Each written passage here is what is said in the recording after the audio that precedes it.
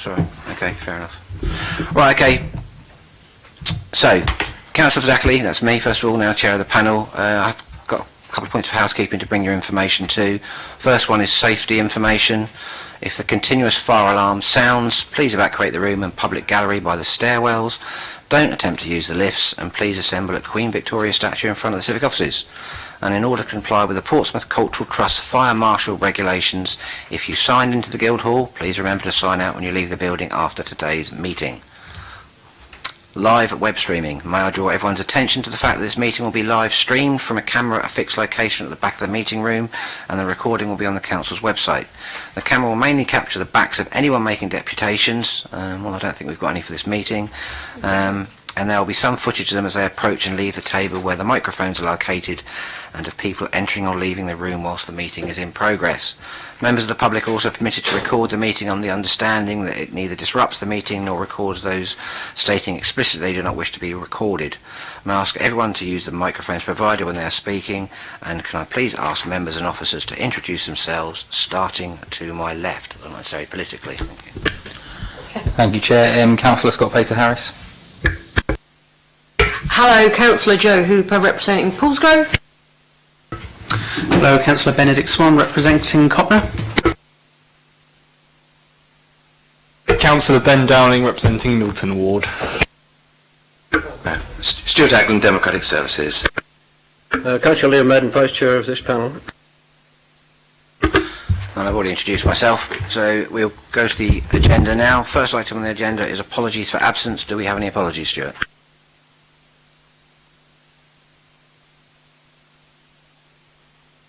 I have not received any apologies, Chair. Okay, so we're 2 people down, aren't we? Okay, declarations of members' interests. Members, anybody got any interests? No, that seems to be none. Right, minutes of the meetings held on the 28th of January and the 1st of February this year, pages 3 to 32. I wasn't actually at either of those meetings, so I can't... We were, and Chair, there's just a couple of points. For example, on page 3, it's got the Chair of the panel, Councillor Tom Woods. Unless he's changed his last name, I don't know if that's him, it's Councillor Wood. Also, if you go to the following set of minutes, which I think would be page 5 of the document, it's just a stupid point really, if I'm honest. But it says councillors that attended that were present were Councillor Leah Madden, Ian Lyon and myself.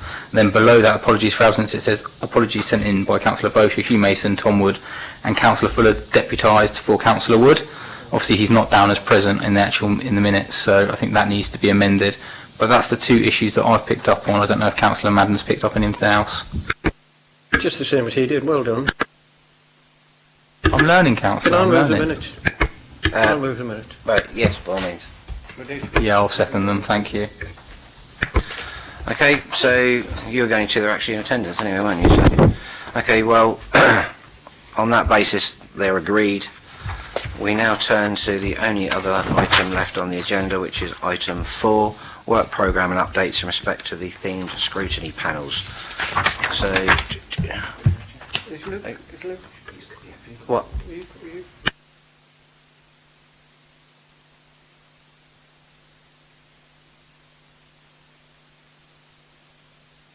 Sorry, okay.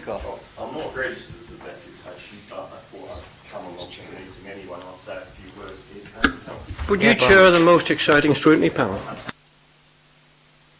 Okay, well, the floor's yours then, Luke. Well, I don't really have what much to say. Actually, firstly, thank you for letting me have a look at your copy of the Morning Star.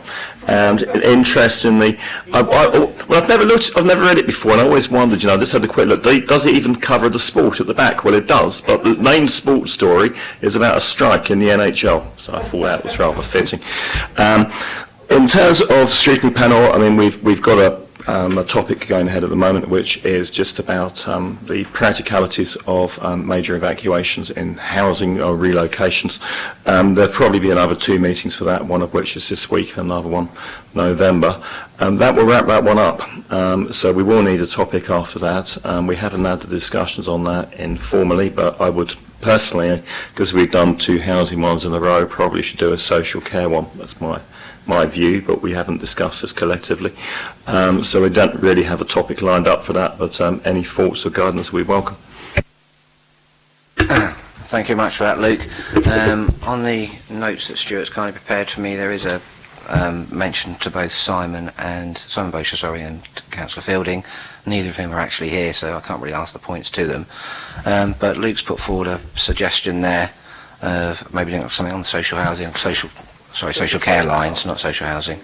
Does anybody else have any suggestions for anything they'd like to see us do?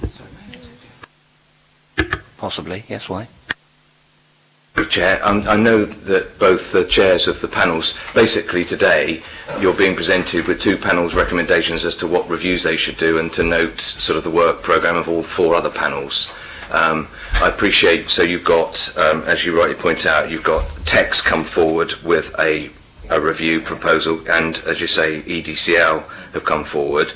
It's whether you feel that based on the information you're presented with, whether you can still, because obviously these panels are waiting to get the green light to do their reviews, it's whether you feel we've got enough information to agree those so they can commence their work programmes. That's why they've come to you today.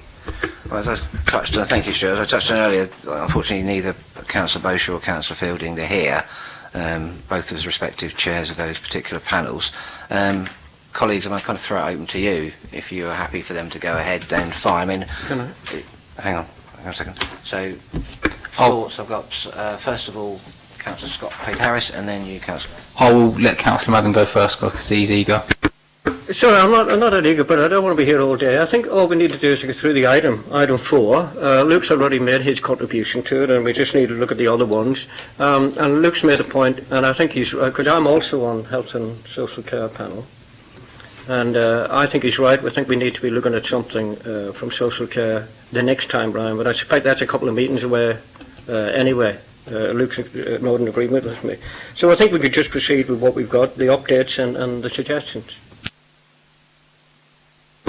On the motion of talking about the text panel, for example, I would quite happily, I like the idea there, I think leave it as it is for the topic of review. I do want to make a slight amendment to the EDCL panel. I think heritage regeneration as 1, I would slightly swap that around to 2, to access and culture and leisure, because this is about looking at social value, and I think that would be much more different for the team to look at, because at the moment they've just done one on the port, which is obviously about economic regeneration, you know, and the like. So I think access to culture and leisure, this is talking about BH Live, leisure cards, social importance of keeping libraries open. I think it's quite a crucial thing at this time. So I'd just like to flip those 2. That was my recommendation. Thank you, perfectly reasonable.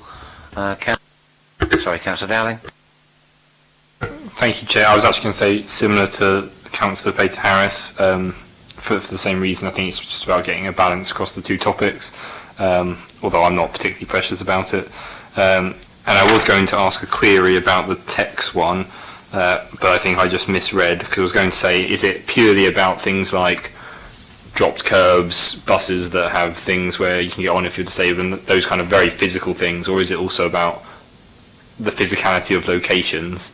And my rereading of it is that it's the first, not the former, but perhaps Stuart could just clarify, or if any of you are on those panels.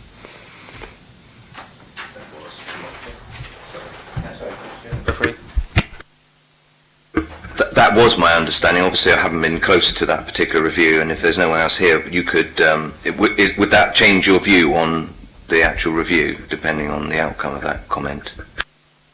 Well, I think either way, it's a good thing to look into. But I just wonder if perhaps it could include, if it doesn't already, it could include the location aspect of the physical accessibility-ness of. I'm not really explaining myself very well, but I'm hoping colleagues will understand what I'm trying to say. Thank you, Chair. I'm lost. I've no idea what they're trying to do. So reading it, I'm taking it to be things like how physically easy is it to get in and out of different vehicles? How is it to do with that kind of thing, or is it also broader to the point where it's about kind of different locations of the city and how accessible are those locations by different forms of transport for people with certain disabilities? Or is it, does it drill down to location, i.e. if I'm disabled in Milton, am I at a greater or less advantage or disadvantage to if I'm disabled in Hilsey, for example? And I just wonder if that would give it more depth. I don't know, I'm not precious about it, but I just query that. Scott? I think Councillor Dowling is making quite a good point, because it does say the exact scope is yet to be agreed. So I think it actually is encompassing both of what you're asking, because it's talking about the public transport, private hire vehicles, hackney carriages, and then the highway network and roadworks. So it's encompassing both, but I think the point you're making about certain areas, I think is actually quite a good point. So I think it'd be good if we could add that in to really give it a little bit more scope. Anybody else? Yes, Joe. Yeah, I think what you're trying to say, you're talking about equality of provision across the whole city. Yeah, because at the moment, obviously, where geographically my ward is, I've experienced that with some of my elderly and disabled people are probably, because the bus network is not so good, are probably at more of a disadvantage than folks that live in the middle of the town. So I think that's a really good idea. Much more eloquently put, thank you. Anybody else? No. Okay. Well, sorry, Chair, just on, and that's fine, I think, but I just, because I haven't experienced this before, in fact, SNP rarely meets. It's a great panel to be on, I have to say. But I don't know what happens if we refer it back and they say, no. They say, no, we're happy, we've looked at this scope in this great detail and we think that we've got enough. Now, does that mean it comes back here again? Or are we just suggesting to them at this stage that they include the locality aspect to it? Stuart, from an officer perspective, can you cast some light onto what Councillor Mason just said there? What is the situation if that happens? My understanding, having looked at your terms of reference and your role to have overall management and responsibility for the work programme of the theme panels, which includes identification of topics that could be the subject of inquiries in consultation with the theme panels, partners and the public, and to manage their workloads and ensure that the review topics chosen reflect the city's priorities. So it does look as though you have a responsibility and a role to sort of help inform them in their review. So I believe it's perfectly in order for you to go back and suggest that bearing in mind they've not finalised the scope of their review yet, to help inform that and to ask them to include it in their scoping document. Thank you for the clarity. Okay, so we've got the two reports here from TEX and from EDCL. First of all, and also there's the point swapping around that you made, Scott, in regards to that on the EDCL one, and obviously Councillor Dowling, you've made the request about transport quality, etc., which I think no one's in disagreement with. Are we happy with those? Oh, plus of course for a future topic in a couple of meetings time, whenever, Councillor Stubbs' suggestion about social care. So all those aspects I've just mentioned, are we in agreement on that? Are we okay, Scott? Yeah, I agree, Chair. And just for your clarity as well, just for Councillor Madden's clarity more than anything, that on the 29th of September in 2017, we actually did not take two topics forward for one scrutiny panel, and we also amended another. And I can say that safely because I was the chair who was fundamentally making the decision. So it has happened, so you've got no worry about that. But yeah, fundamentally I agree with you. No, sorry, my only concern was delaying things. For them then to have a meeting to say, do we incorporate this or not, and then if they say no, to come back to us. But if it doesn't delay things and only on that point of the consideration, that's fine. Right, okay, so I guess all we need to set is a potential date for a next meeting. If you feel that you need to set that, Chair, or... Any suggestions, anybody? Sorry, could I make a suggestion, if I may? Because I'm having trouble with GNA&S, and I just wonder if the day and time suits most people. We've got most people here today, which is good, and the time seems to be good. But is it Wednesday? It is, yeah. Do Wednesdays at this time suit people, or a bit later? If I may, Chair, just looking at the history of this panel, it generally meets 3 o'clock or afterwards. Just looking at it as a general point, I think that works for a lot of people. Yeah, to be honest, I struggled to get back here from work, thank you. No, you didn't struggle, I drove you. Well, I would have struggled if you hadn't have driven me, so, and then I had to egg you on because you were slow. But aside from that, yeah, so later's better for me. So what do you want, 3 or 4 o'clock? What's the preference? 4? I'm happy with 4. I'm Ben? happy with 4. Chair, my preference will always be later in the day, just because it means rather than going to work, coming here and going back, it's go to work and come here, and that So makes more 4 sense. o'clock be okay for you? I would also say, and if it's not possible, then fine, it's fine. But Tuesdays and Fridays are much better for me for daytime meetings than Mondays, Wednesdays, and Thursdays. But if that causes problems for other people, then I wouldn't suggest changing it. Well, I certainly can't do a Tuesday. I mean, I could do a Friday. Show of hands, the easiest way to do it. Who'd prefer a Wednesday? Show. 1 person. Fridays? 2 people. And 3 people not saying anything. And I'm fairly flexible. Okay. Well, you sure that we'll stay on? Well, Friday won by 1 vote. So, as obviously being a member of the Social Liberal Democrats, I'll obviously have to go with that. I have no idea. Excuse me, Chair, can I just add to that point? Are you not, Wednesday's 4 o'clock. Wednesday at 4 o'clock it shall be. Where are we now? September? Chair, was that vote conclusive? Yes. Okay, you're not going to revoke it in a year's time then? I'm not. I'm not. Cannot be here. I won't be Scott.